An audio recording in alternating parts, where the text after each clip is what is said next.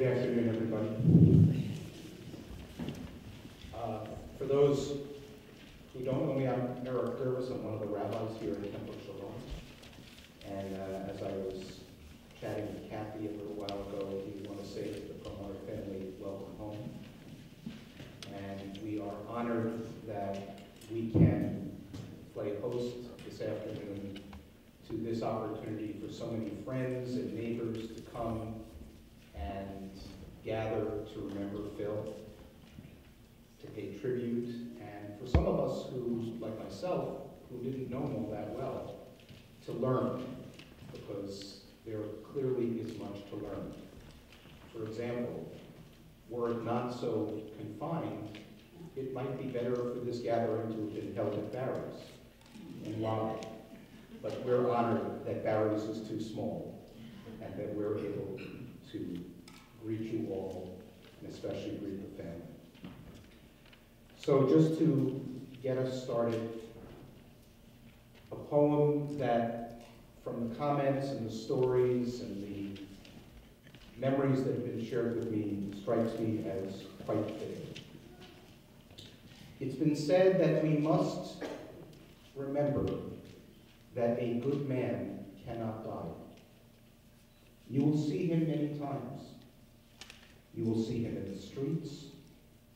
You will see him in the houses, in all the places of the town, in the vineyards and orchards, in the rivers and clouds, in all the things here that make this a world for us to live in. You will feel him in all the things that are here out of love and for love, all the things that grow.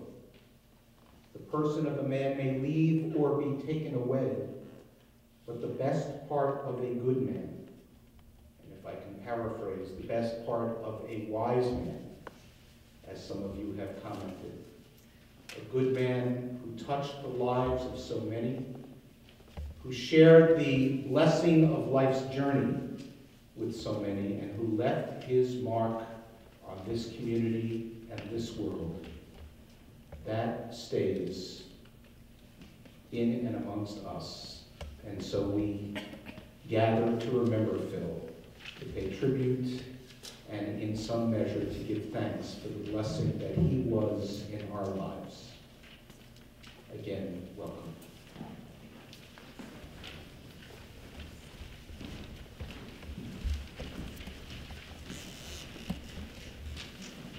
Good afternoon. My name is Jeremy Burton, and I have the responsibility of welcoming you on behalf of the Jewish Community Relations Council. I also have the honor and the privilege of walking in the shoes that Phil once filled for this community.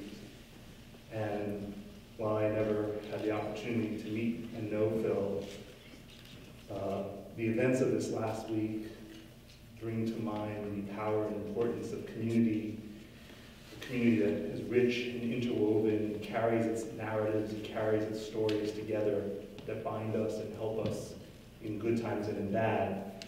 And so much that over the last several months since Phil passed away, I've been blessed to hear the stories about Phil, about his character, about his style, and even to have some of the leaders who served and led and worked with him, who I had not had the opportunity to meet in my time here, reaching out and connecting back to this community to share their stories about Phil. So especially now, I feel very privileged and blessed to have this opportunity to be bound to and to walk in shoes with someone who, though I did not know him, I feel I have been given this opportunity to come to know him a little more, as so many of you know him so well. And finally, while many of you had the opportunity to lead and partner with him at Jewish Community Relations Council, one amongst you who is not here in Boston anymore reached out to me and asked that she be present as well in this community today. And Ray Ginsberg, who was one of the several chairs of JCRC under Phil's tenure, sent this note. She writes, "I was sad to learn that Phil died. He was my very close mentor and friend while I was president. I was the first female president and was terrified of his tough, rather inflexible, and very professional director. However, at the outset of our working relationship, I learned that he was equally terrified, never having dealt with a female president. We soon established equal trust and appreciation of our intelligence, commitment, and goals. By the end of my term, we both regretted that we no longer would have the absolute pleasure of our daily checking in and decision-making on the issues of the day. We had a true partnership. He was a great CRC professional and a most wonderful human being. My best to you all from Florida, Ray Ginsburg.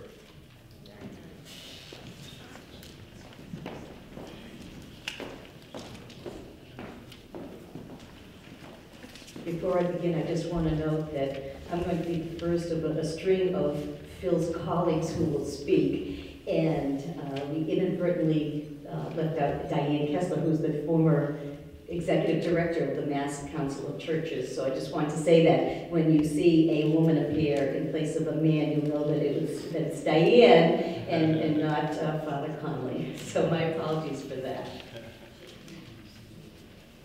Even if you had only an ounce of prudishness, Phil Perlmutter's language could make you blush. No sentence was complete without essential adverbs, adjectives, or nouns that stemmed from the roots of four-letter words, the F one being his favorite. Often laced with sexual references that would likely bring a lawsuit today from some, Phil also expressed anger in a healthy way, meaning once he got it out of his system, it was long forgotten. His booming, heavily New York accented rants reverberating throughout the office and down the hallway at 72 Franklin Street. But behind all the bluster was an extraordinary teacher, writer, and committed community relations professional. With his trademark pipe hanging from his mouth, Phil mentored dozens of us who worked in the Jewish community in the 70s and 80s. He was the Jewish professionals guru. Having seen and heard it all, he could help you wade through the trickiest waters. Yet no matter how serious the problem, he'd always leave you laughing. Phil taught us to value our personal lives as much as our professional roles. He'd insist on turning off the office lights at 5 p.m. Anyone who doesn't leave at 5 p.m. doesn't love his wife, he'd say. If we had night meetings, we were instructed to come in late the next morning. And as professionals, he told us, we were entitled to an hour-and-a-half lunch. But there was no eating at the desk. Phil was a great believer in the restorative powers of getting out. When Phil announced his retirement, he was often asked how he would spend his time. With a twinkle in his eyes, he'd answer, regardless of the company, "I'll have sex with my wife 5 times a day." While Jewish organizations were notorious for competing with one another, Phil stressed cooperation. Always help out a colleague was one of his mottos. Blah, blah, hear the New York accent. Saul, like Saul Colette, who was the executive director of ADL in those days, needs bodies at his meeting. Round up some staff and get over there. When it came to our chief mission, community relations, Phil had no equal. He developed close friendships with Catholics, Protestants, Blacks, Greeks, Armenians, the Irish, and Hispanics. How they loved this colorful character who wrote for their newspapers, knew their history, sometimes better than they themselves did, and understood how their community functioned in Boston, all while sharing a dirty joke or two and poking fun at his own tribesman's neurosis. But most of all, Phil Perlmutter was a man who did what was right, not what was politically expedient. Phil often went head-to-head with CJP, which was JCRC's sole funder in those days, and with our parent organization, the National Jewish Community Relations Advisory Council, now known as the Jewish Council for Public Affairs. If he felt that JCRC was being coerced into adopting a policy solely to satisfy a wealthy donor or the powers that be, and without clear evidence of communal benefit, Phil would aim for the jugular. I witnessed many of these confrontations, but one stands out for me personally. In 1979, when I was a community relations associate, I heard reports of Ethiopian Jews, then known as the Falasha, being imprisoned, tortured, and forcibly prevented from leaving Ethiopia. When I tried to find out more information from national Jewish organizations, I was told to either we don't know anything about it, but we'll try to find out. Or yes, we know something, but you shouldn't do anything about it since it's being taken care of. Phil recognized this for what it was, stonewalling. He fully supported and encouraged my efforts to find out more and to speak out, despite grave warnings not to do so from high-level Israeli and Jewish communal leaders at the time. Phil went so far as to allow me to make an unsanctioned, by Jewish national organizations, trip to Ethiopia. He then fully endorsed our JCRC's efforts to bring international attention to the tragic human rights abuses that we discovered there. The JCRC has been fortunate to have had outstanding leadership, both professional and volunteer.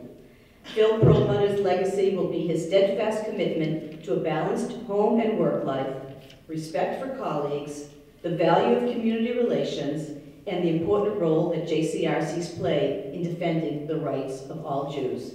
And he did it so well.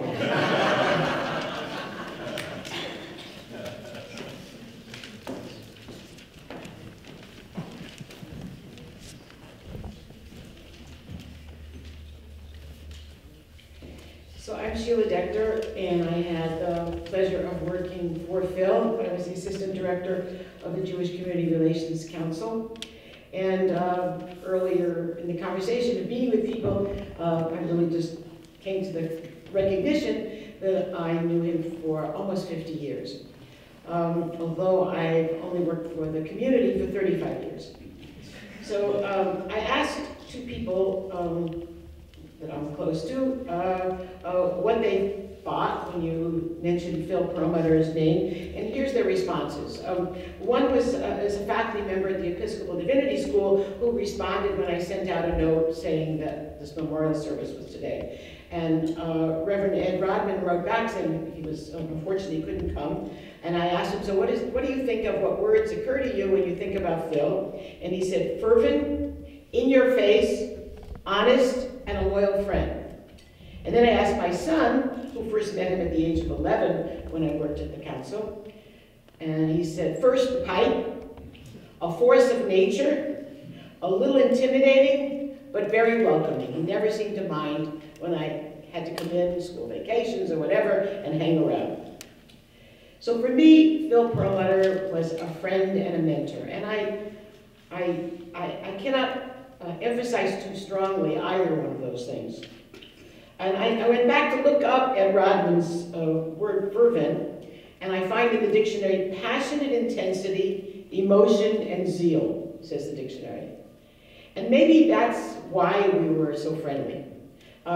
We shared that intensity about issues, even though we weren't necessarily intense in the same exact issue, on the same exact issue or in the same exact way, but always with a lot of passion about it. And there was a mutual respect for that zeal and emotion.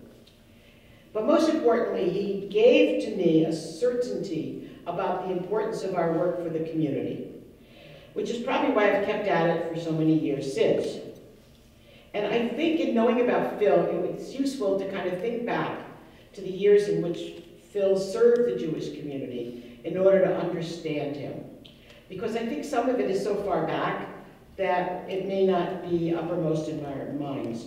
He began to work in Jewish communal service in the post-war years.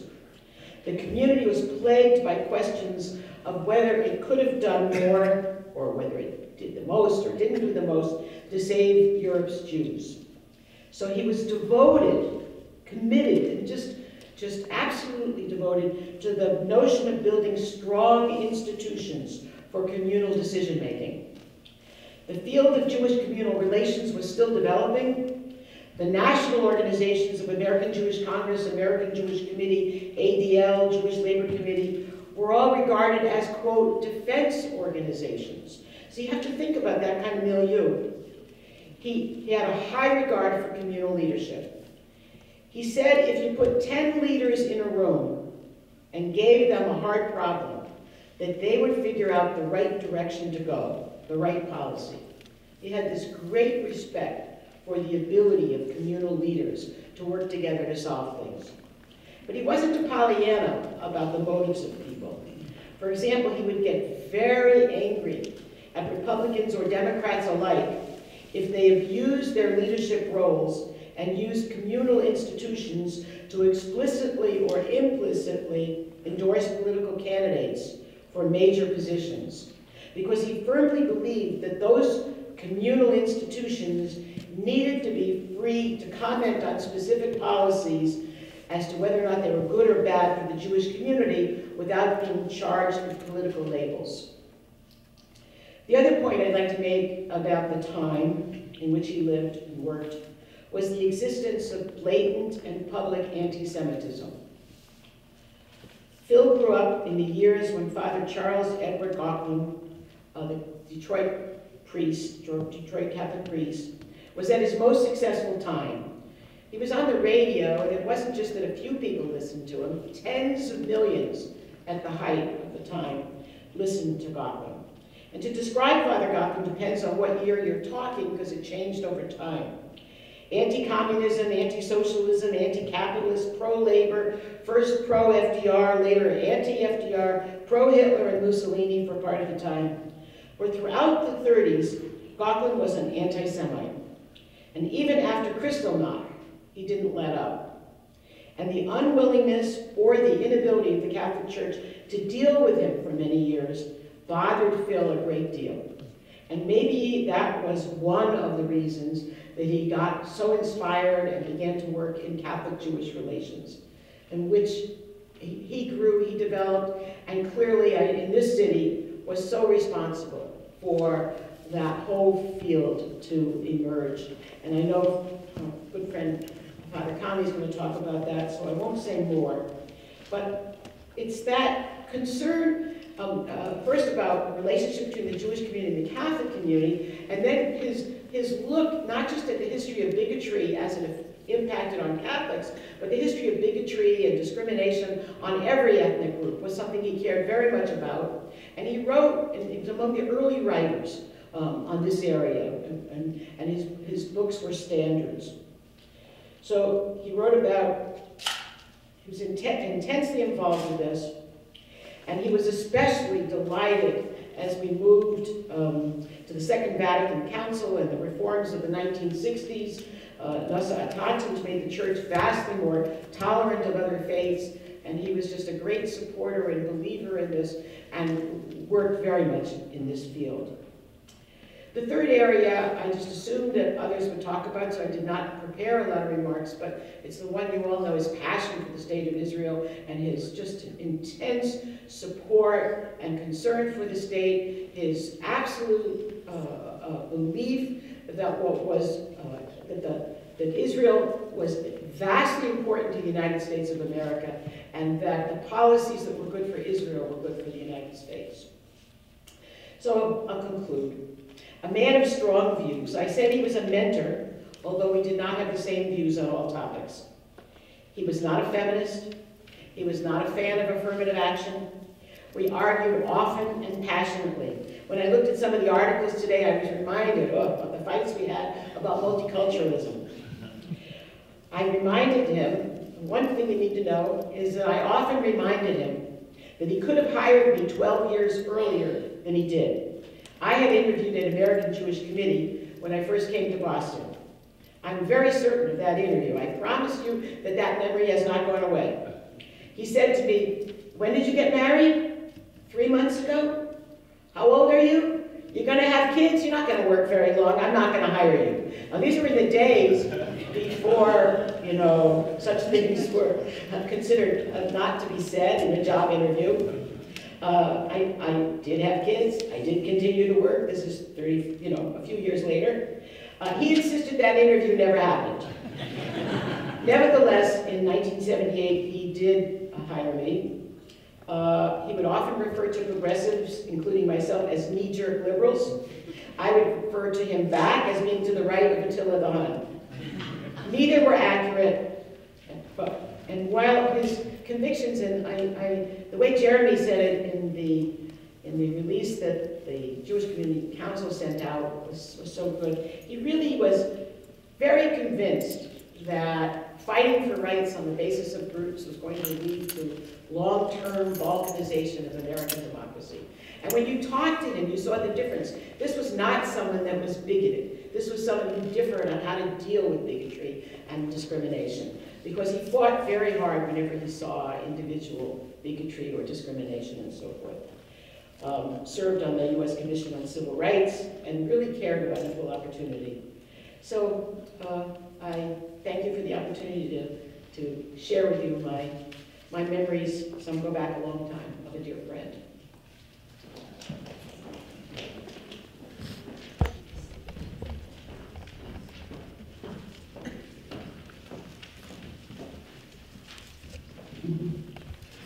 Some people have such a defining physical feature that they are forever known by it. With Phil, it was his voice. When he spoke, it sounded like the slow opening of a creaky metal gate. When he pronounced my name, Diane, he managed to string out the normal 2 syllables into 3 with a melodic twist, and I loved it. Phil and I understood each other. Each of us was responsible for overseeing an institution composed of multiple other institutions. In my case, the Massachusetts Council of Churches with 16 Protestant and Orthodox denominations. His happened to be Jewish, mine were Christian, but underneath the diversities of faith and focus, any sociologist could draw a lot of parallels, and we did. So that gave us a kind of simpatico ground base out of which we functioned and from which our friendship grew. It didn't hurt that we both lived in Newton.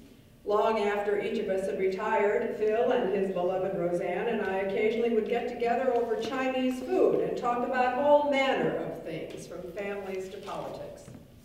Phil wasn't only a colleague, he also was a friend. I always appreciated his curiosity, wanting to know what I thought, or what the religious communities I represented thought about one issue or another. He made it a habit to call my office periodically just to touch base. I found him to be a good listener. He really wanted to know what I had to say. It won't surprise you that we didn't always agree, but the fact that we could talk through disagreements was a characteristic that I deeply appreciated. That quality of interfaith relationships is precious, an important sign value of what is possible in an era of so much polarization. I was leafing through some books in my library recently and came upon one that Phil and Roseanne had given me back in 1983, titled The Shtetl, a creative anthology of Jewish life in Eastern Europe. He had inscribed it with these words: Diane, or maybe I should say Diane, for those moments when there is a need to look at another world of people. Love, Phil and Roseanne. That was quintessential Phil. God bless him.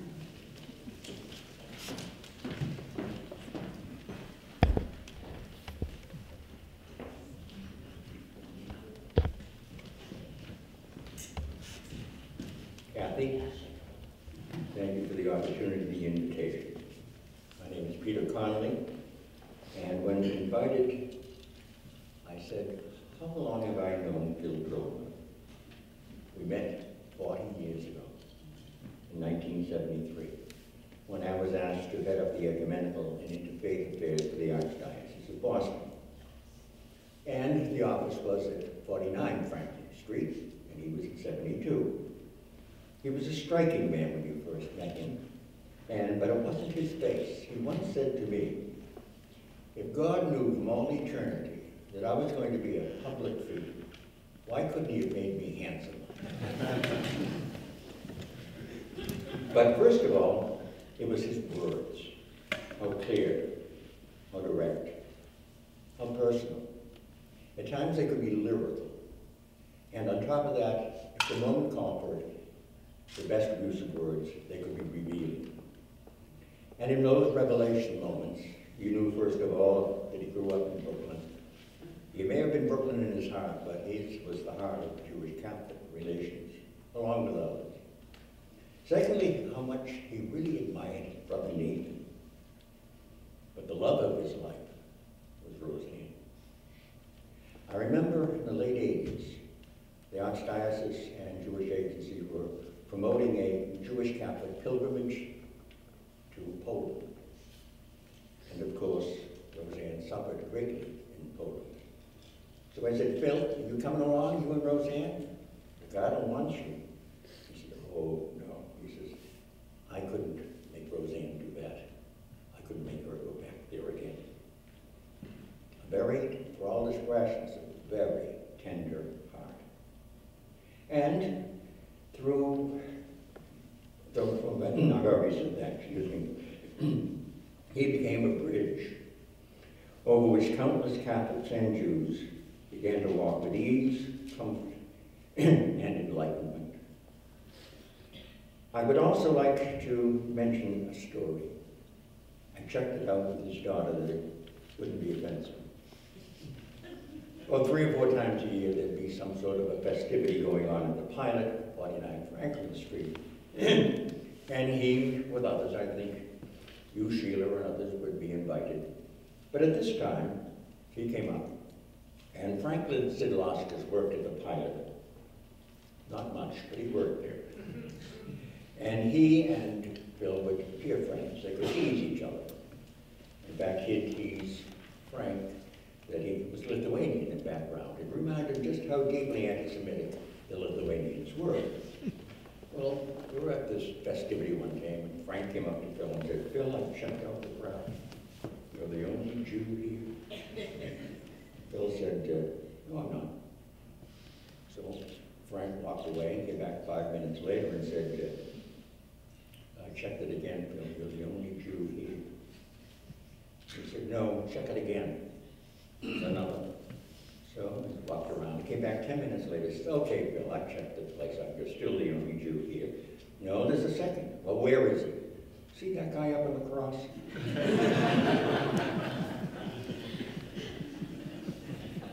There's more than humor in that. There's more to be learned by that obvious reminder. I would also like to say that there's another story I would like to share, and that was that he was, in the late 80s, I believe, received an award from Pope John Paul II, that he was a Knight of St. Gregory. Well, a number of years later, there was another Jewish Catholic pilgrimage to Israel. And going along, Lenny Zakem, of course, was dying, and he couldn't make the trip. But he would meet us halfway as we came back. And so we met Lenny, he was failing. And at that meeting with the Holy Father, he too was named a Knight of St. Gregory. And when we finished, he wrote me, Pete, yeah, this one, this gift, is this the same one that Bill got? I said, oh yes, the very same one. Oh, good.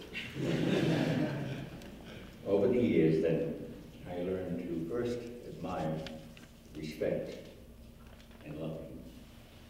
And I also know that a mitzvah has 2 definitions. One is a commandment of the law, and the other is any kindness, any good act, provided for or by the Jew. For me personally, and for the Archdiocese of Boston, it was such a mitzvah. Thank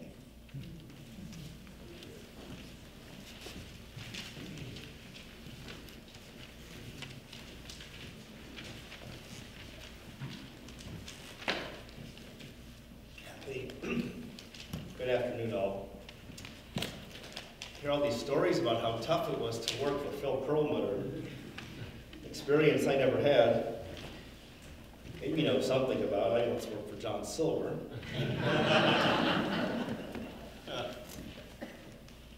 When Phil retired from the JCRC in 1990, he compared the experience to, maybe I better just tell you his exact words.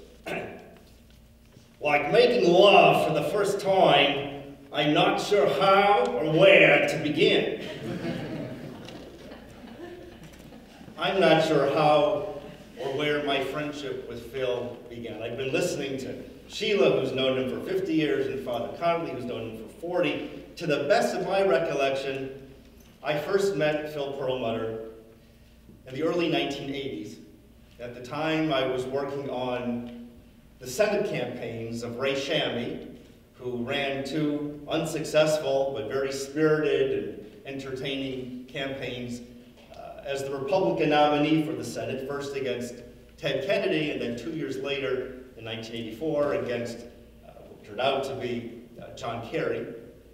You know how those races turned out, and I would say Massachusetts, the Commonwealth, were not entirely successful on either side.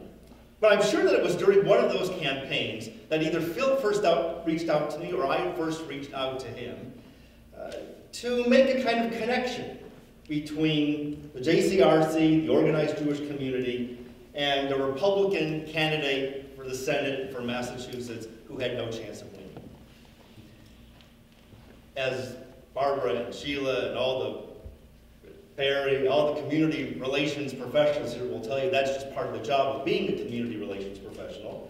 Making contact, keeping lines of communication open, talking to people with whom you might or might not have much in common, with whom your constituency might not have much in common. And when you work on a political campaign, as I did for several years back then, you're apt to hear from all kinds of people, including many with whom you would never otherwise cross paths. But with Phil, there was, at least for me, this instant connection. I have still a vague memory of that first meeting. I guess I must have gone over to the office on Franklin Street, and contrary to the injunction that Sheila says was inflexible, I distinctly remember meeting with him after hours. The office had already largely emptied out, and that cloud of pipe smoke just seemed to grow more and more intense and aromatic. And somehow by the end of that first conversation, we had just clicked.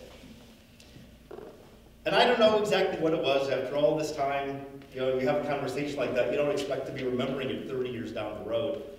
I don't know if it's the fact that the candidate that I was working for had a personal background that in many ways was very similar to Phil's. The candidate Ray Shammy had also grown up in poverty in Brooklyn, had also started from nothing and made something of himself. There were similarities there. There was the fact of my own family history. And I think there was just a certain kind of simpatico that you can't quite put words to, but that couldn't be denied. Until this afternoon, I don't think I ever heard that there was anyone who didn't feel some kind of immediate click with someone so engaging and entertaining and authentic and menschlich. I guess those people at the National Federation who are giving Barbara the runaround, maybe they were some people he didn't have an instant connection with, but more's the pity for anyone who didn't. For almost 30 years, we were friends. I didn't get to see him very often. Much of the past 30 years, there was a lot of, Roseanne isn't quite where she should be, but we'll get together soon. We'll do something soon. So it was more of a friendship that was spelled out in emails and in letters and in phone calls. I can tell you there were not many things that I welcomed more than answering the phone at my office at the Globe or at the Herald on the morning that a column or an editorial that I had written was in print, and hearing in that unmistakably gravelly voice, "Jeff, Phil." And it didn't matter if his next words were, "Good job, buddy," or if it was, "Are you out of your mind?"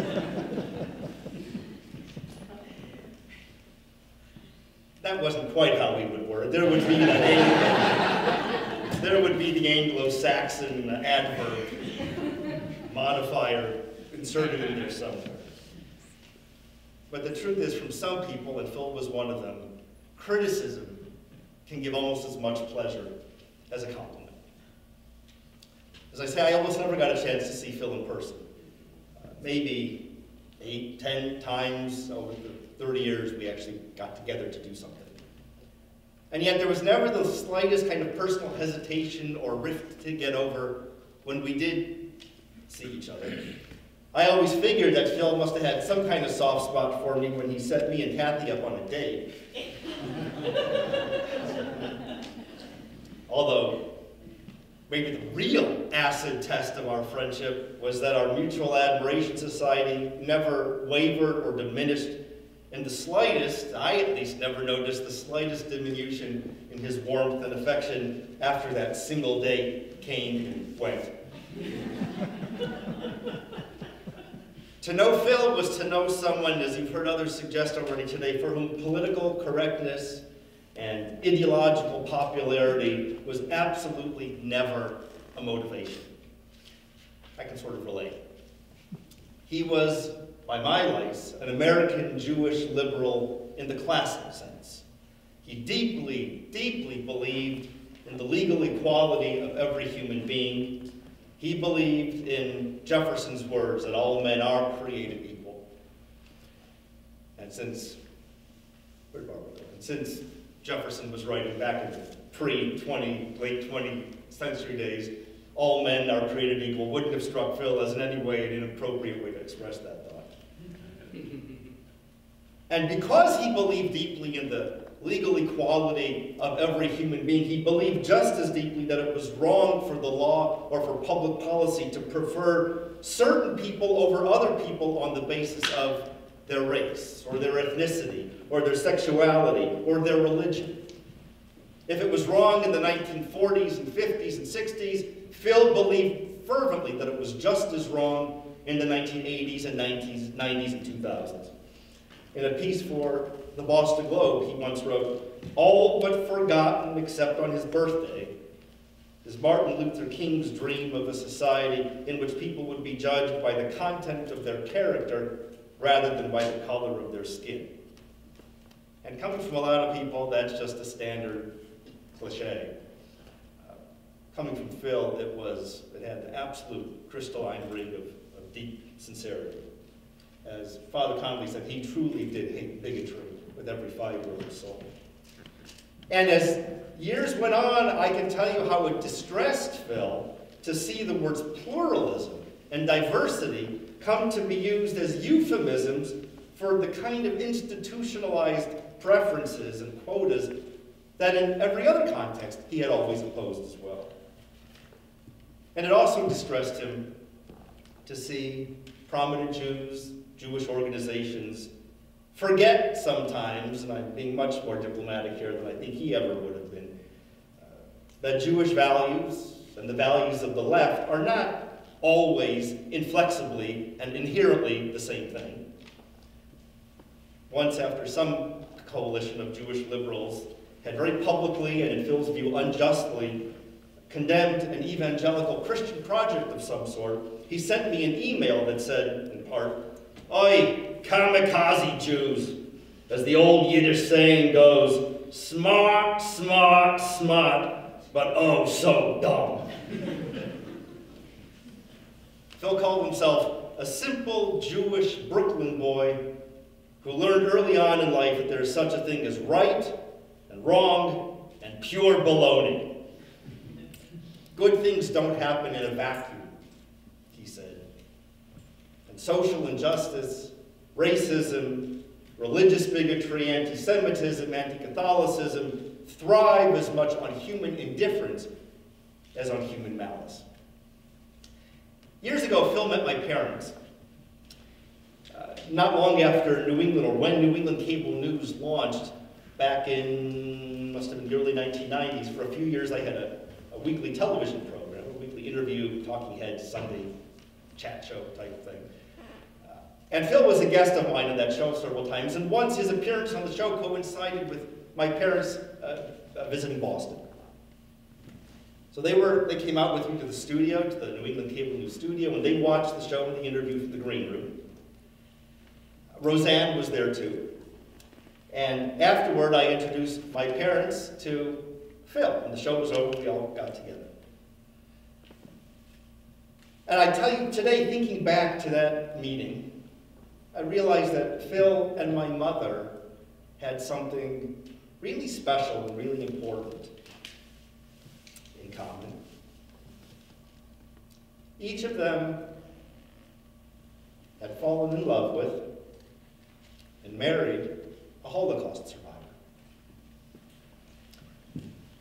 And I don't suppose there are too many people here who have ever met my mother, but as anyone who knows my mom knows just how crazy she's always been about my dad.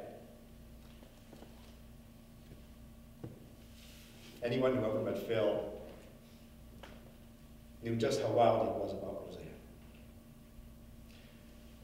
You don't have to be married to a survivor to be a passionate supporter of Israel, or to get outraged when the Jewish state is unfairly maligned for protecting Jews from their enemies.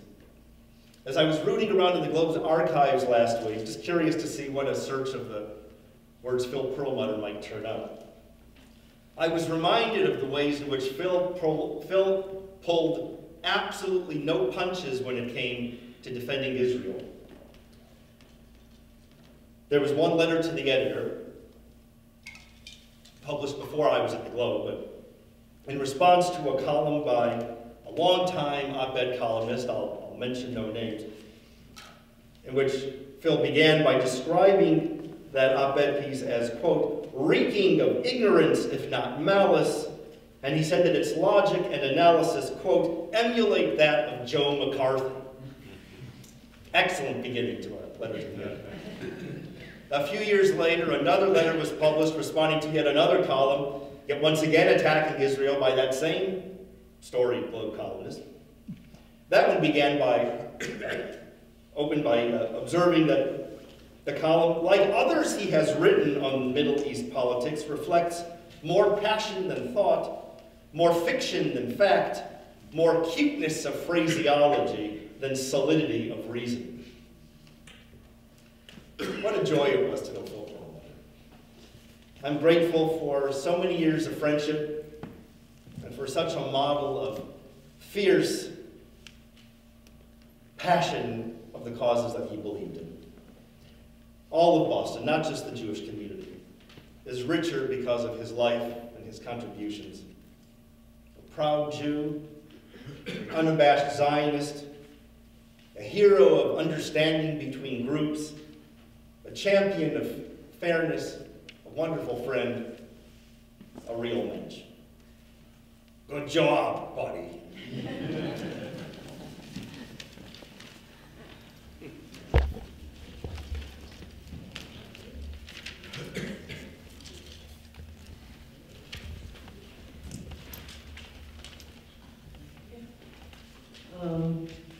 I didn't inherit my father's public speaking ability, so bear with me here. First of all, I want to thank all of you for coming on behalf of the family. I want to thank Temple Shalom and Rabbi Gervis for sponsoring this event, and Cindy Crutchfield from the Temple who helped arrange things. I want to thank Jeremy Burton and his staffers, Nami and Lisa Kessel, who worked so hard to make this happen. I'm so grateful that my father is remembered. I want to thank the people who traveled here from very far away, like Cousin Nina and her husband Tom, and relatives from New York also. I want to thank Isabel and Lester Soddickson, my parents' neighbors, for saving my sanity and watching over my parents, and then over their empty house for many years. I want to thank Jeff Jacoby for doing that great impression. I had no idea that my dad sounded like that until Jeff did his impression. Then I realized, oh, he sounds just like Jeff. I want to thank Sheila Dechter and for all of her work to make this happen. And I especially want to thank Barbara Gaffin, who I consider my father's other daughter. No daughter could be more loyal, loving, and helpful than she has been. Barbara also lost her own father, as well as Phil, in the last few months. We can't begin to thank him. The horror of this past week in Boston is on all our minds. My son is in college in Boston, and he was in lockdown. And I received a note about this from a dear friend of my dad's, Irving Levine, who was a colleague both of Dad and his brother Nathan. Nathan was a national head of the Anti-Defamation League. And Irv sent me his regrets for being unable to attend. And he said, the bombing, he said, I'll quote from his letter, quote, made me think of the many days I had spent with Phil in Boston and how level-headed and precise he was about the danger of hate. Unfortunately, it has now come powerfully to his beloved Boston. This and other facts will occupy your thoughts as you memorialize a wonderful man who always knew the bad guys were out there and that we would have to fight their evil with great strength and conviction. I'm sure many at his memorial will recount his dedication to these ideas. I felt my father's voice in those words. I want to tell you a few things you may not know about my dad. Dad and Nate were raised in the tenements of Williamsburg. His father abandoned the family when Dad was 13. In school, Dad described himself as a goof-off, a mediocre student, but an outstanding fencer. He was the second-ranked high school fencer in the city. I don't know how a poor kid gets fencing lessons. They must have had unbelievable public schools at that point. He dropped out of school to join the Army. He went to war. He saw combat, which he almost never talked about. For the most part, Dad was a funny father. He sang a song called Japanese Waterfall on the guitar, which I will not sing for you because he and I have the same level of singing ability, but it involved plucking random strings on Jeff's guitar and howling the words, Japanese waterfall, with my apologies to anyone here who's from Japan. I thought it was the funniest thing in the world and made him do it again and again. He sent me letters to summer camp from the perspective of our dog. I lived for those letters, and later he wrote op-eds from the perspective of the dog. And then there was Dad's more colorful language. Dad, unfortunately, was as profane as he was hilarious. He cursed a lot, especially in Boston traffic. Once when I was in grad school, my very demure and proper Episcopalian roommate and I went somewhere with him, and Dad got into a minor fender bender. The words coming out of my father's mouth were unbelievable. So I developed a sudden, intermittent, violent cough, trying to cover up what he was saying so my roommate wouldn't notice. For better and sometimes for worse, Dad was a WYSIWYG guy. What you get is what you see is what you get. When he retired in 1990, he was at loose ends for a month. Then a friend gave him a little Papillon dog, a small canine with comically large ears, which Dad named Louie. Louie is a king's name, and that dog had a king's personality. He became the doggy king of the neighborhood, which made Dad the person king. They marched around, and whenever Louie spotted someone, even far away, he would start yapping happily. Dad would indulge Louie, and together they would chase over to whatever neighbor it was to chat. Dad would greet them with a cheery, "How the are you?" He adored Louie almost as much as he adored Roseanne. It took me years to get myself to stop cursing. I've been working on it really my whole life.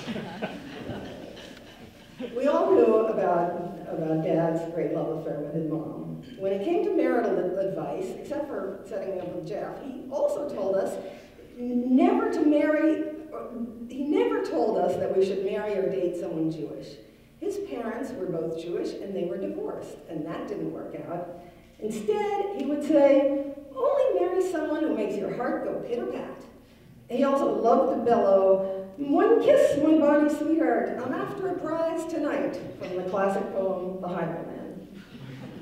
To me, the most extraordinary things about my father were first, the evolution of his deep appreciation of human diversity. As a kid in Williamsburg, he'd tell us, he thought that everyone in the world was Jewish except for one Polish Christian janitor. The Army came as a shock to him. That's where he learned Jews were a minority. After he entered the Jewish community relations world, he found himself day after day explaining Jews to other groups. One day he was struck with an epiphany. He knew very little about those groups, even though he expected them to know about him. And that's what launched him into his life's work, his encyclopedic history of American ethnic and religious diversity, of prejudice and discrimination, and of progress, He was deeply optimistic. He wrote literally thousands of pages, printed them all out, covered them with edits in Pittman's shorthand, which he took at court transcriber speed. He was an expert in Pittman shorthand. I tried to learn Pittman shorthand, but it's unlearnable. So we have articles covered with squiggles that very few people in the world today can read. Dad was working on his 4th book when he died, and it's about 1,200 pages. And if anyone knows a potential publisher, please contact me afterwards. Dad would say, I'm either writing the greatest book ever written on prejudice and discrimination, or I'm playing with myself. Yes, that was the way he meant it, yes. His professional academic interest in ethnic history soon became his existential way of interacting with the world, particularly waiters. Once we children were raised, my parents ate out a lot.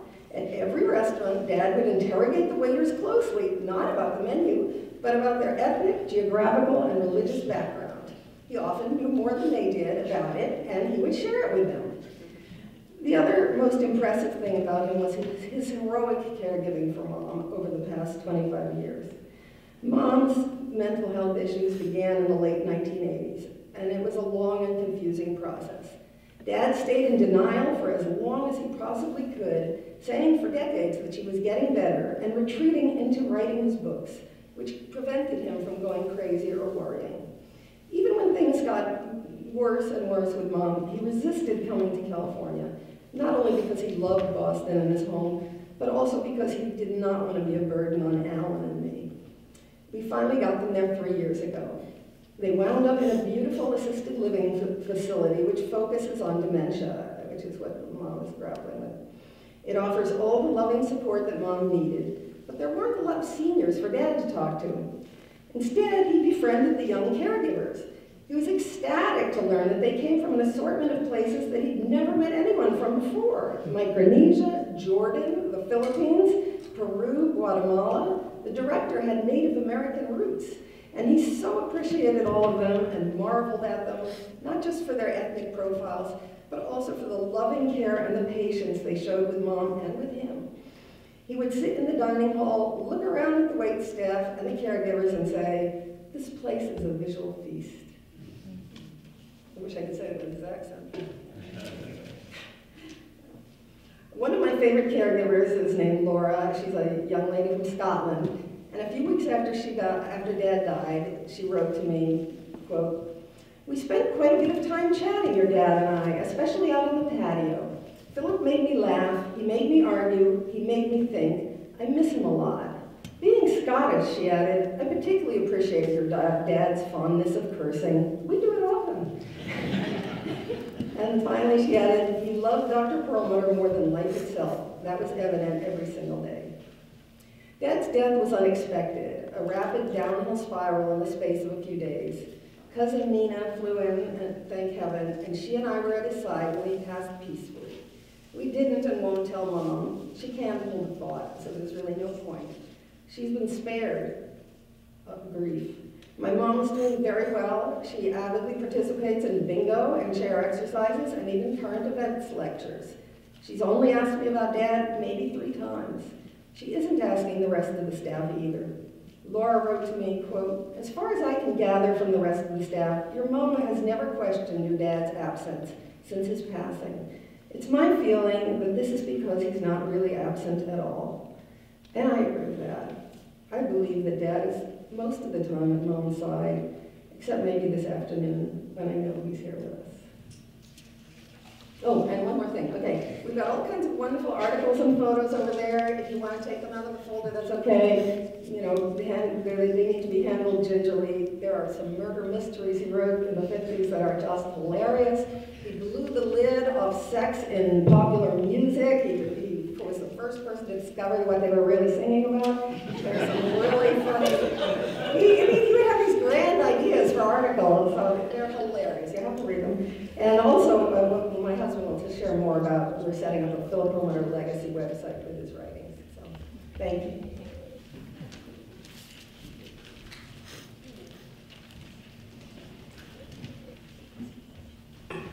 Hi everybody, I'm Alan Weinstein. I'm lucky enough to be back Kathy Perlmutter's husband. And I met Phil in 1974 at a Seder at his home in Newton, and cooking by Bella, his mother. At the end of the meal, I got up to help wash the dishes, and Phil used that as a special teaching moment for his children. I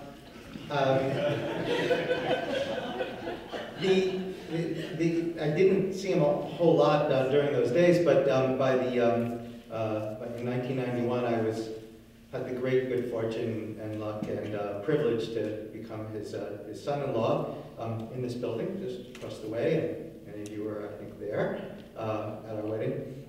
And even then, I really didn't have much of a chance to spend a whole lot of time with him, except in the last 5 or 10 years, where he spent increasingly more time in California. We encouraged him and Roseanne to be there just so that we could just help them out and help Phil, who was very much burdened by by having to take care of Roseanne, and he needed the help of his daughter and her family, and we were just grateful to be there, or try to be there for him and for her. And in the last 10 or 20 years, I spent actually a fair amount of time with Phil. I had the great good fortune of talking to him about many things. And so I guess you'll be pleased to hear that even well into his 80s, Phil was never at a loss for words. And not just that, but continued to just be as fascinating and interesting about every imaginable topic, especially the ones that he was most interested in. Of course, minority and ethnic relations, and we talked about every aspect of it. And whenever the conversation ever got to how many Jews lived in Amsterdam, he could just whip out his little book and read it out. And he always had those facts at his fingertips. He would say that he was stupid about computers, but he actually had that Google thing down very well, and he spent quite a lot of time researching the state of affairs into the 90s and the 21st century and so on, and had just a huge wealth of information, not just at his fingertips, but it all also went into this 1,200-page book that he's been writing for the last 10. Phil has 3 published books on ethnic and minority relations and bigotry. They're in many ways unique masterpieces. But the last 10 or 20 years have all gone into this one file on his computer. And so I again want to encourage anyone who's got an interest in doing a little bit of editing and get it out there for other people. Please do. That's 1,200 pages, not including the footnotes, okay, which are another, go ahead and count. Because he was meticulous about that, because more than anything else, Phil was an incredibly intellectually honest fellow, and really wanted to back up everything he had to say. In fact, he didn't say anything unless he knew he could back it up. He was, I guess, the credible hawk. But he also, of course, he kept his passion going, and it inspired me. I'm a physicist, so I'm from a different world entirely. And so in addition to talking about all the things that he was interested in himself, he of course always asked me about the work I do and trying to explain it. And Phil really was very deeply interested in the origins of humanity and the origins of the Earth and the origins of the universe. And from the perspective of a scientist, these are completely different subjects, separated by billions of years. But to Phil and to Genesis first page, chapter, they're all the same. It all jams together. And he struggled mightily with understanding, how this world and all its people came to be just randomly. How that could this have happened randomly? And so in some ways he was an intelligent design kind of a guy, or at least Phil was of course not religious at all, but he really he really struggled with this question of trying to understand how it all came to be. And from the perspective of a scientist, I'm interested in cosmology, and I'm interested in the origins of things, and from the perspective of science, humans, they're just a blip at the end, a minor little blip at the end. Of course, that's not so for Phil. Phil more than was the most human person I can think of, and to him, humanity was everything. And, would you really care or know anything about the origin of the universe, or the origin of life, if it wasn't for a very, very human thing? And so I'm grateful for the fact that he kept me grounded and reminded me that this is all about people. And people meant everything to him, and he was so passionate about how people could connect and avoid conflict. It tremendously grounded me. It reminded me that the world is about people, and I really appreciated that. But of course, he was most passionate about his wife, and so are we, because she's my mother-in-law, and she's a mother to me, and I adore her, and not as much as Phil, but of course I have the good fortune of being forever in love with a Perlmutter woman, and I share something. I know what it feels like. It's an amazing feeling. It really is.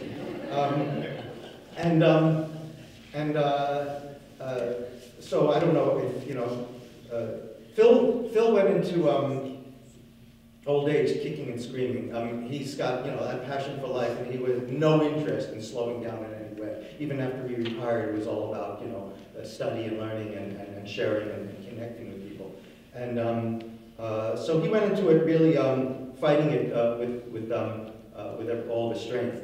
And so it really was, as Kathy mentioned, with great reluctance that he realized, or was willing to accept a little bit of help in coming out live with us in California. And he called it an elephant's graveyard. He thought he would go out and never come back. And selling his house, that was, of course, the worst part of it, because he knew that there is no coming back. And it was very, very painful to him, and it was painful to us because we know how much he loved Boston and the people here. And so it was hard, but we knew that it was in Roseanne's best interest. And so I think Phil would never have given up this world at all if he wasn't sure that his beloved Roseanne would be taken good care of and loved by her family. And so, Phil, I know you're listening. We're going to take very good care of Roseanne and make sure that she's loved and taken care of. So don't worry about that, and rest in peace. And we love you, Phil, and I love Roseanne as a mother, and just as I love Phil as a father. Thank you.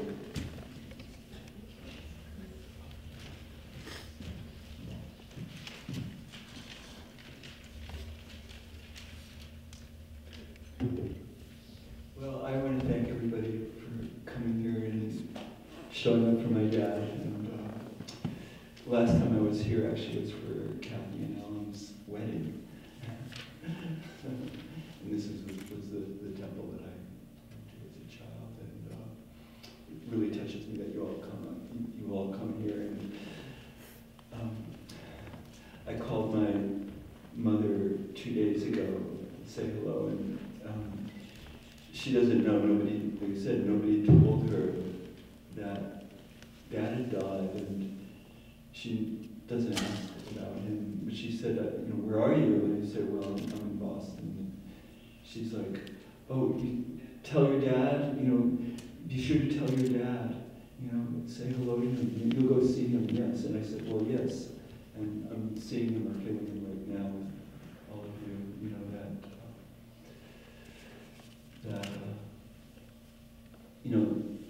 that which inspired us all, and that moved us to all, to give ourselves for that which is real, for that which is true, that which, to make this a better world, to come into that which is best in ourselves, which, he helped bring about.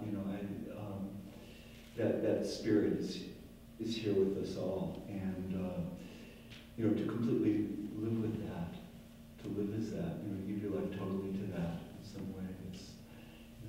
We're all we're very grateful to have in contact with somebody who was like very, very real. To even in terms of his shocking language and coarseness, could wake one out of kind of a complacent trance that one could so easily fall into. So thank you, Dad, and thank you, everybody. And I'm going to play a little bit of music. My dad had a great love for different types of music. He was very, from classical music to opera, is what I grew up on, folk music, blues, Fiddler on the Roof.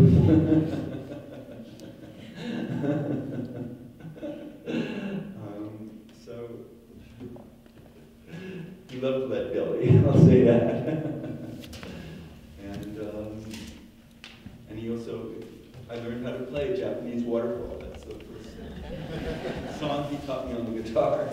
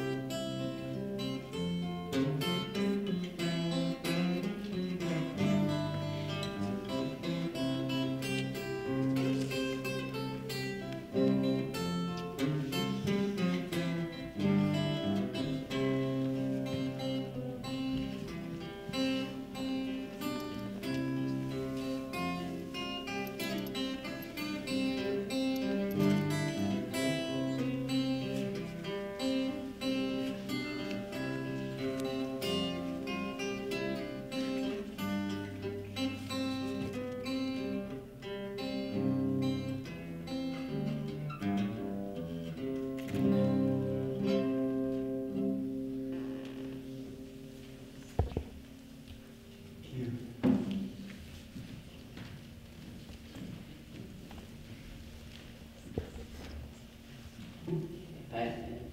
Okay, cool. I'm Phil's grandson, Eli. I've known Grandpa my entire life, of course, and let's see, there aren't many people who are willing to put a knife in the hand of an 8-year-old boy, especially these days. And my mom especially is not one of those people, but my grandfather insisted, and so I have fond memories of walking out into the woods with my grandfather and learning how to whittle, to use his drill in his wood shop, to learn something about how to use your hands, and from a very young age. And Grandpa, but you know, despite putting a knife in my hands, he really did care for my well-being. When I climbed on the banisters, for instance, he told me, "Eli, get down from there. If you fall, you'll put a hole through the wood, and I'll have to pay to fix it." But he really continued to not treat me as a child intellectually as I grew, and he always had great faith in my abilities. He was not the kind of person to talk down to anyone. And in the same way, he was willing to put a knife in my hand from a young age. He was willing to put ideas in my head from a young age.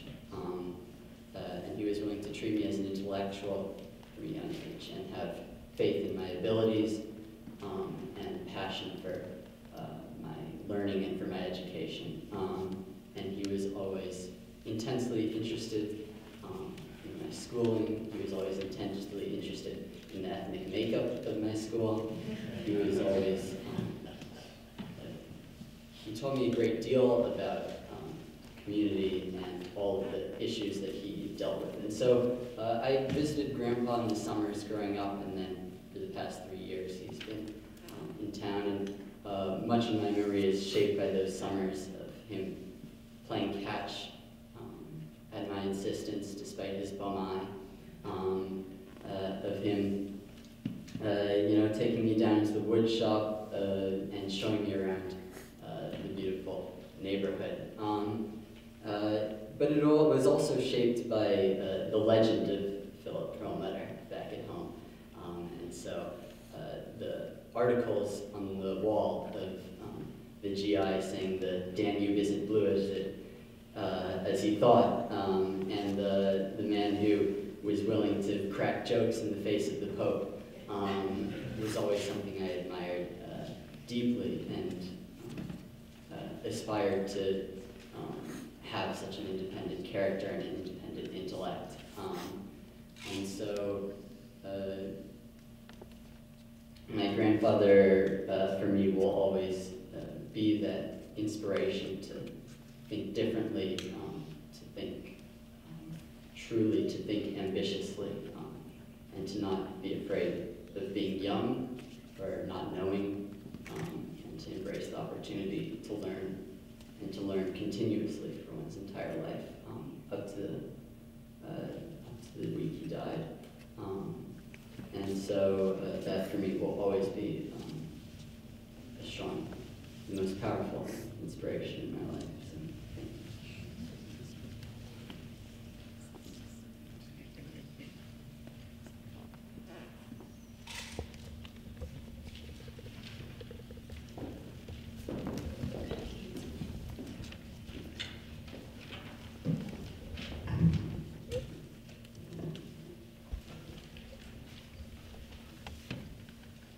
I've crossed off many of my stories. I'm Rabbi Nina Perlmutter from the middle of nowhere, Arizona. And I'm Phil's niece, which is the more important kippah I'm wearing. I'm wearing two hats today.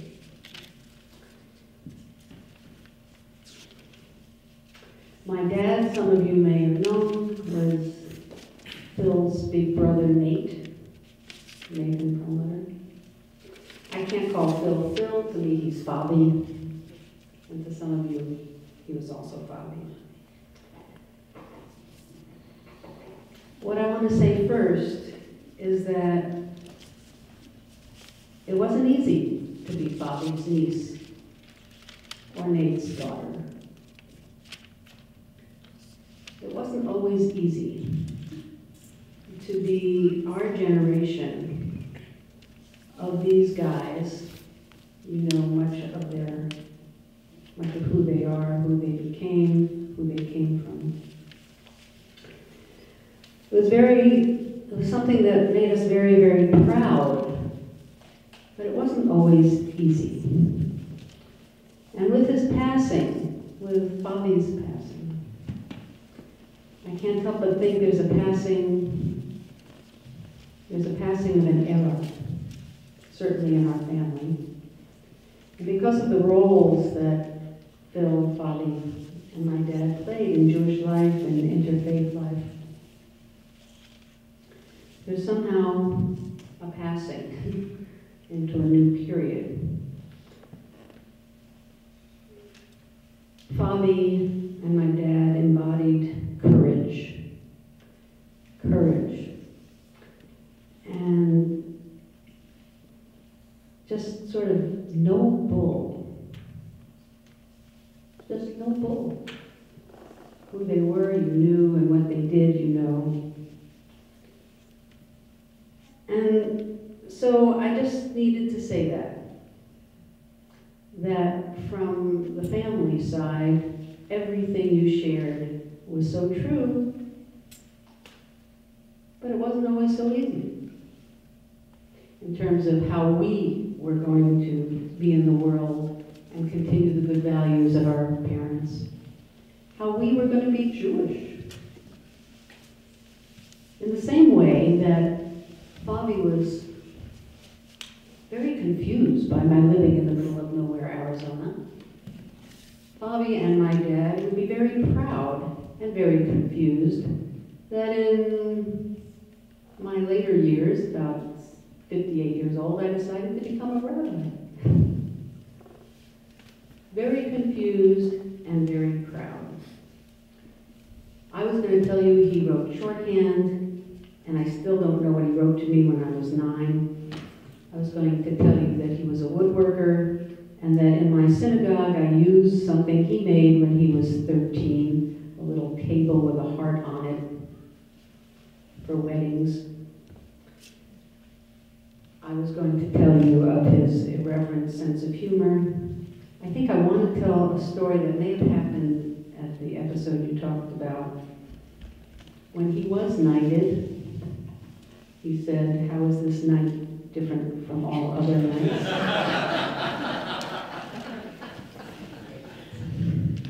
The answer is, this night is circumcised.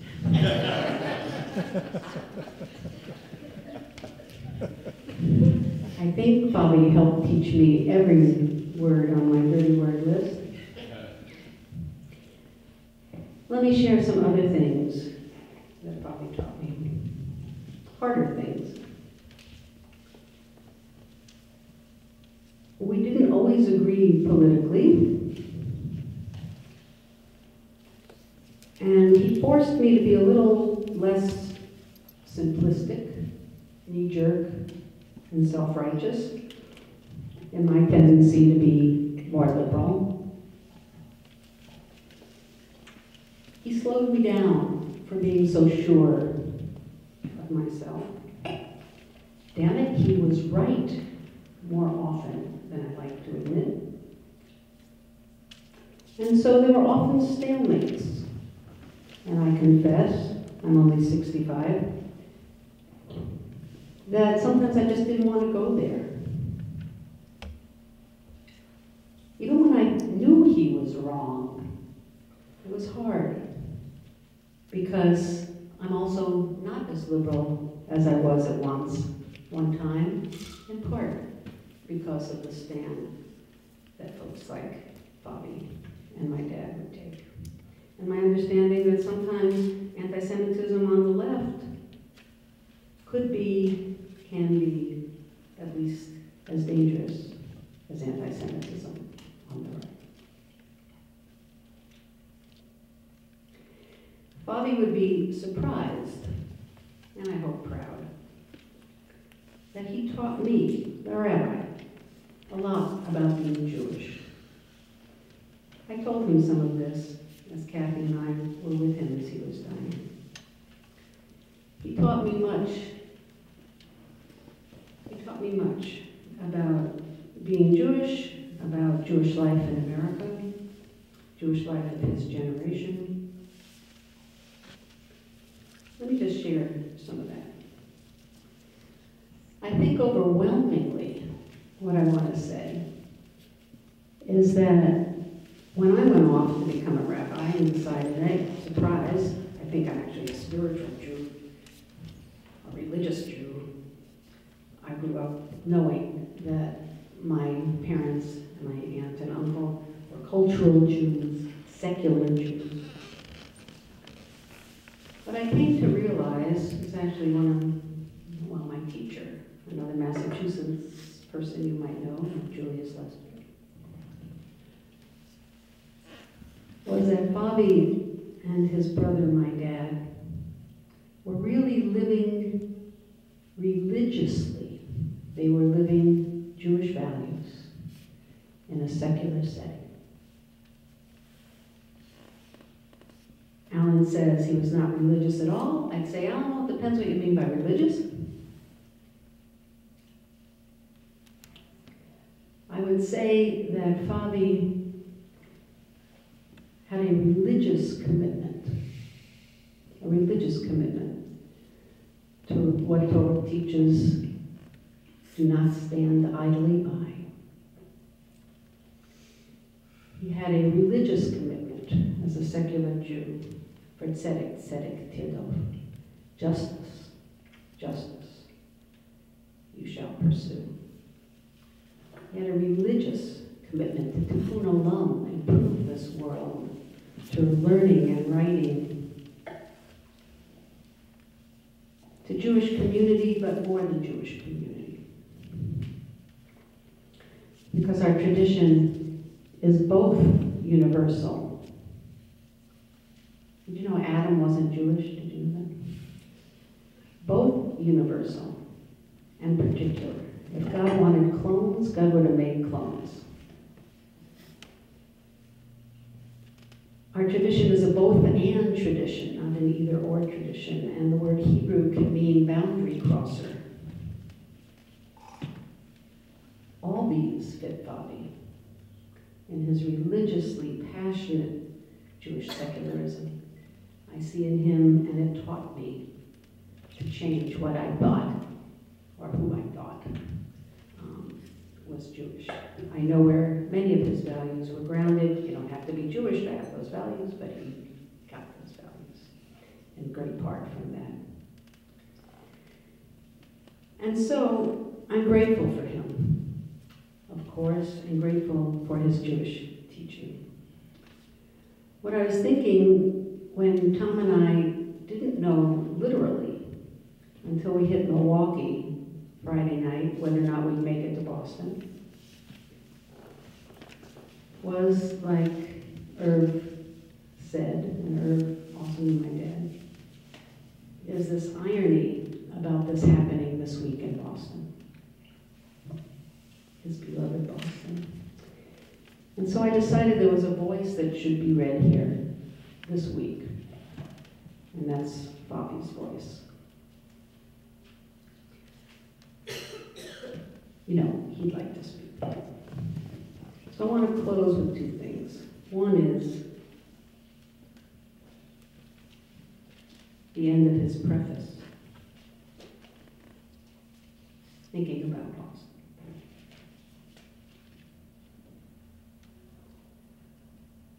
As America grew older in years and larger in size and denser in population and wealthier in natural and material resources, it became less suspicious, less restrictive and intolerant, and more respectful, expansive, and protective of the right to be racially, religiously, and ethnically different. It goes on, what could not be obtained by petition, protest, lawsuit, or fight in our country was obtained by political coalitions of individual group strength and voting. Taken together, America's diverse groups helped create and keep America the freest country in the world, supporting the ideal, if not always the reality, that all are created equal and possess the same inalienable rights and opportunities for life, liberty, and the pursuit of happiness.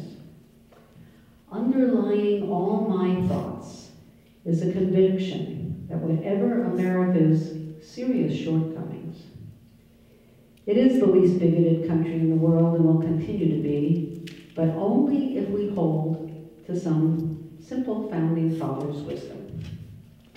For our nation to flourish, said George Washington, there not only must be a strong union of states, a respect for justice and good government, but also, quote, a pacific and friendly disposition among the people, which will induce them to forget their local prejudices and policies, to make those natural concessions which are requisite to the general prosperity, and in some instances, to sacrifice their individual advantages for the interests of the community.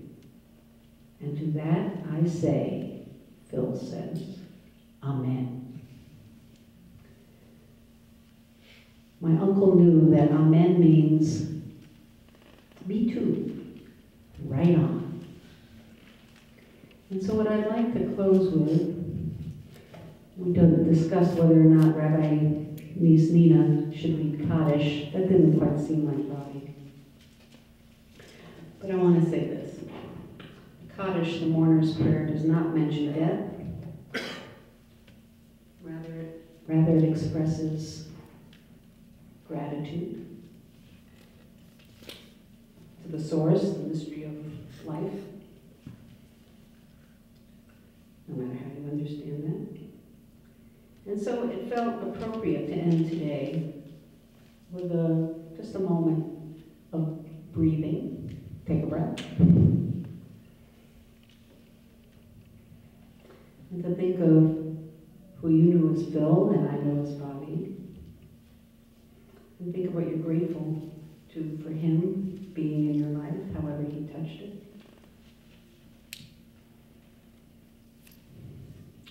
Gratitude to this man for who he was and how he lived his life.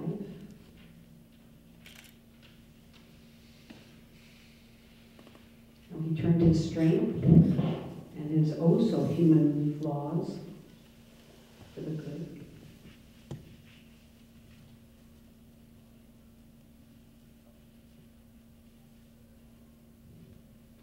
I hope you can say thanks to him for being in his life, in your life. And I hope you can see his memory as a blessing and an inspiration, and that he will only live on if we remember. And let us say, right on.